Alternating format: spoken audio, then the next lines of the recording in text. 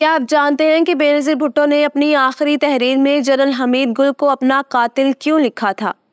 غازی Afghanistan general حمید گل نے اپنی پیشہ وارانہ عسکری مہارت سے سوویت یونین کے ٹکڑے ٹکڑے کیسے کیے؟ حمید گل اور پرویز مشرف کی لڑائی اصل میں کیا تھی؟ جنرل حمید گل کا طالبان، پاکستانی مجاہدین اور سخت گیر فرقہ وارانہ تنظیموں سے کیا ناطہ تھا؟ جنرل حمید گل مولانا اعظم طارق کو اسلام کا جرنیل کیوں کہا کرتے تھے؟ اور ہاں، کیا واقعی جنرل صاحب نے عمران خان کو ریحام سے شادی کے لیے روکتے ہوئے یہ کہا تھا کہ ریحام غیر ملکی ایجنسیوں کی ایجنٹ ہے؟ آج کی ویڈیو میں ISI کے پاورفل DG رہنے والے جنرل ریٹائرڈ حمید گل مرحوم کے ایسے ہی 20 فیکٹس شیئر کیے جائیں گے جو ان کے ساتھ دفن ہو گئے۔ آپ دیکھ رہے ہیں الیکشن باکس اور میں ہوں کنزا فرمان۔ میرے انسٹا اکاؤنٹ کا لنک آپ کو ڈسکرپشن میں مل جائے گا۔ So let's begin. عالمی میڈیا میں جنرل حمید گل کو طالبان کا گاڈ فادر اور 10 اسپائی ماسٹر کے ناموں سے پکارا جاتا رہا۔ امریکی انٹیلیجنس ایجنسی CIA کی رپورٹ کے مطابق جنرل حمید گل دنیا کے 5 بڑے دماغوں میں سے تھے۔ بھارت کے مشہور صحافی سشانت سنگھ نے اپنی کتاب میں لکھا ہے کہ جنرل حمید گل نے اپنے دور میں خالصتان تحریک کو اس مہارت کے ساتھ اٹھایا کہ بھارتی حکومت کی چیخیں نکل گئی۔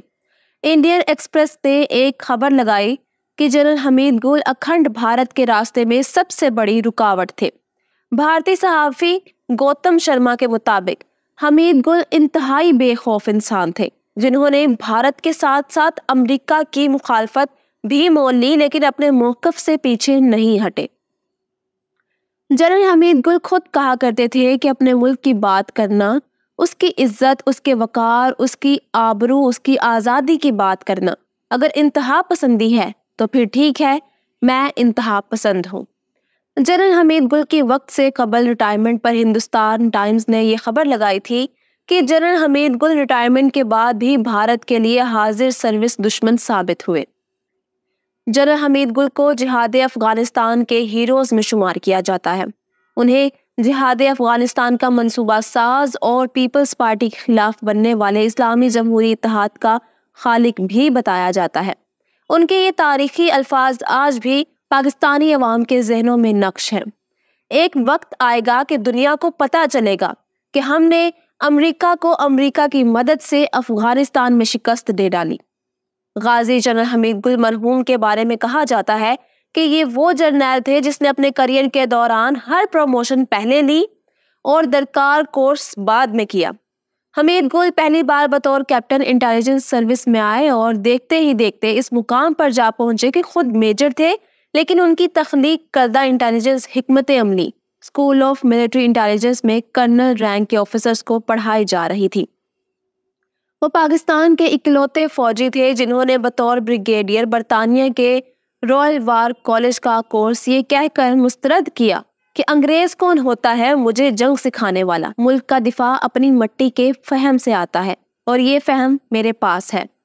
جنرل حمید گل نے فوجی سروس کے دوران کبھی گارڈز نہیں رکھے تھے۔ بطور کور کمانڈر پہلی بار جب راولپنڈی آئے اور 10 کور کی سیکیورٹی ٹیم نے ایئرپورٹ پر حصار میں لیا تو اس ٹیم کو یہ کہہ کر چلتا کر دیا، تمہیں تمہاری ماؤں نے وطن کے دفاع کے لیے جنا ہے، حمید گل کے دفاع کے لیے نہیں۔ سینئر صحافی ضیاء شاہد نے دعویٰ کیا تھا کہ جنرل حمید گل مرحوم نے انہیں فون کر کے کہا کہ عمران خان کو کہیں کہ ریحام خان سے شادی نہ کریں کیونکہ وہ غیر ملکی ایجنٹ ہے۔ جنرل حمید گل پاکستان میں دیندار حلقوں میں ہمیشہ ہی فیورٹ تھے۔ دیوبندی، بریلوی یا اہل حدیث، ہر ایک مسلک کے لوگ ان کی تکریم کرتے۔ حمید گل کے صاحبزادے عبداللہ حمید گل ایک واقعہ سناتے ہیں کہ میرے بچپن میں راجہ بازار راولپنڈی سے مولانا اعظم طارق کا قافلہ گزر رہا تھا۔ میں اپنے والد سے پوچھنے لگا کہ یہ کون ہے تو انہوں نے بتایا، بیٹا جیسے تمہارا باپ فوج کا جرنیل حمید گل ہے ویسے ہی یہ اسلام کا جرنیل اعظم طارق ہے۔ حمید گل فوجی صدر جنرل پرویز مشرف کے کھلے مخالف تھے۔ اس کا اندازہ آپ یوں لگا لیں کہ ایک موقع پر جنرل مشرف نے چڑھ کر انہیں ریٹائرڈ سوڈو دانشور کہہ ڈالا۔ اکتوبر 2007 میں جب بینظیر بھٹو نے اپنی 9 سالہ جلا وطنی کے بعد پاکستان آنے کا اعلان کیا تو انہوں نے جنرل مشرف کو خط میں خبردار کیا تھا کہ اگر پاکستان میں میرے ساتھ کچھ بھی ہوتا ہے تو فلاں فلاں ذمہ دار ہوں گے۔ بے نظیر بھٹو کی اس لسٹ میں جنرل حمید گل کا نام بھی شامل تھا۔ یہی وجہ تھی کہ بے نظیر بھٹو کی شہادت کے بعد آصف علی زرداری نے امریکی جریدے کو دیے گئے انٹرویو میں کہا تھا کہ حمید گل دہشت گردوں کے سیاسی گرو ہیں۔ حامد میر کے کالم کے مطابق انہیں جنرل حمید گل نے بتایا تھا کہ قوم بے نظیر بھٹو اور نواز شریف سے مایوس ہو چکی ہے، اب ہمیں عمران خان کو سیاست میں لانا چاہیے۔ یہ وہ دن تھے جب عمران خان کی تمام تر توجہ شوکت خانہ کینسر اسپتال کی تعمیر پر مرکوز تھی اور وہ حمید گل کے مشورے کو نظر انداز کر رہے تھے۔ جب کینسر اسپتال مکمل ہو گیا تو عمران خان نے ایک نئی سیاسی جماعت بنانے پر غور شروع کر دیا۔ ایک دن عمران خان نے مجھے پوچھا کہ کیا انہیں سیاست میں آنا چاہیے۔ میں نے جواب دینے کی بجائے پوچھا کہ آپ سیاست میں خود آنا چاہتے ہیں یا حمید گل صاحب آپ کو سیاست میں لانا چاہتے ہیں، جس پر کپتان مسکرا دیے۔ 5 جولائی 1977 کے روز جنرل ضیاء الحق نے بھٹو حکومت کا خاتمہ کرتے ہوئے مارشل لاء امپوز کر دیا۔ اس وقت حمید گل بریگیڈیئر کے عہدے پر اپنی ذمہ داریاں نبھا رہے تھے۔ حمید گل کی فوجی صدر جنرل ضیاء الحق کے ساتھ انڈرسٹینڈنگ تھی کیونکہ دونوں کا تعلق آرمڈ کورس سے تھا۔ وہ جنرل ضیاء کے دور میں ملتان کے کور کمانڈر بھی بنائے گئے۔ افغان جہاد کے دنوں میں حمید گل ملٹری انٹیلیجنس کے سربراہ تھے۔ اس دور میں جنرل حمید گل نے جنرل اختر عبد الرحمان اور جنرل آصف نواز جنجوعہ کے ساتھ مل کر روس کو توڑنے کا پلان بنایا اور دیوار پر لگے رشین فیڈریشن کے نقشے پر ریڈ پین سے لکیریں کھینچی اور بتایا کہ رشیا اس طرح سے ٹوٹے گا۔ تاریخ شاہد ہے روس بالکل اسی طرح ٹوٹا۔ وہ نقشہ آج بھی پاکستان آرمی کے پاس محفوظ ہے، جسے نئے آفیسرز کی ٹریننگ اور ان کا مورال بلند کرنے کے لیے استعمال کیا جاتا ہے۔ جنرل حمید گل کی وار اسٹریٹجی اور جہاد کی برکت سے روس کی غلامی سے کئی مسلم اور مشرقی یورپ کی بیشتر مظلوم ریاستیں آزاد ہوئیں۔ روس جس ریاست میں داخل ہوتا ہے واپس نہیں نکلتا۔ دنیا میں پھیلائے گئے اس جھوٹے سلوگن کا خاتمہ ہوا کیونکہ وہ ذلیل ہو کر افغانستان سے نکالا گیا تھا۔ جنرل حمید گل نے اپنے ڈرائنگ روم میں دیوار برلن کا ایک ٹکڑا بھی سجا رکھا تھا اور وہ اس دیوار کے ٹوٹنے کو اپنی کامیابیوں میں ہی شمار کرتے تھے۔ مارچ 1987 میں جنرل اختر عبد الرحمان کو 8 برس تک ISI کی سربراہی کے بعد chairman joint chief of staff committee بنا دیا گیا تو ان کے متبادل کے طور پر جنرل حمید گل کو سامنے لایا گیا اور انہیں ISI کا ڈائریکٹر جنرل مقرر کر دیا گیا۔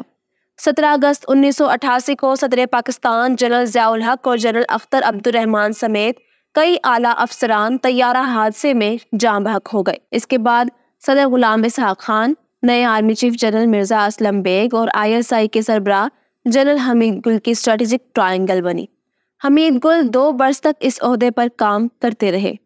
جنرل حمید گل کو 1991 میں director general heavy industries Taxila نامزد کیا گیا، مگر انہوں نے اس پوسٹ کو اپنے شایان شان نہ سمجھا اور یہ چارج لینے سے انکار کر دیا۔ تب انہوں نے کہا تھا کہ میں فوج میں ٹینک بنانے کے لیے نہیں، چلانے کے لیے آیا ہوں۔ میں کسی فیکٹری کا مینیجر نہیں، فوجی ہوں۔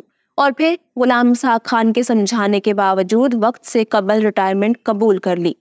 کہا جاتا ہے کہ اگر جنرل حمید گل وقت سے قبل ریٹائرمنٹ نہ لیتے تو سینیورٹی بیسس پر 1-2 ٹرم کے بعد وہ چیف آف آرمی سٹاف بن جاتے۔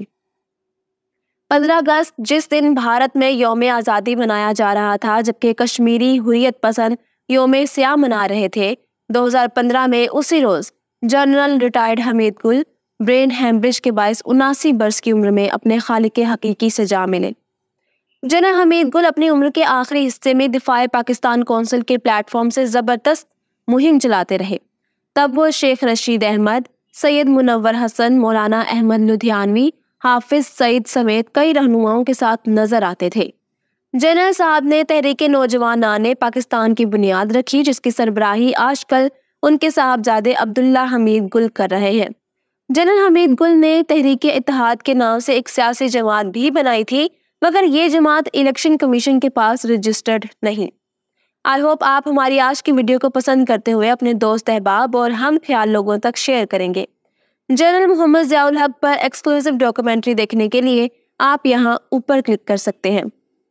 مولانا محمد اعظم طارق کی بایوگرافی کے لیے یہاں نیچے، اور جنرل راحیل شریف کے فیکٹس آپ کو یہاں ملیں گے۔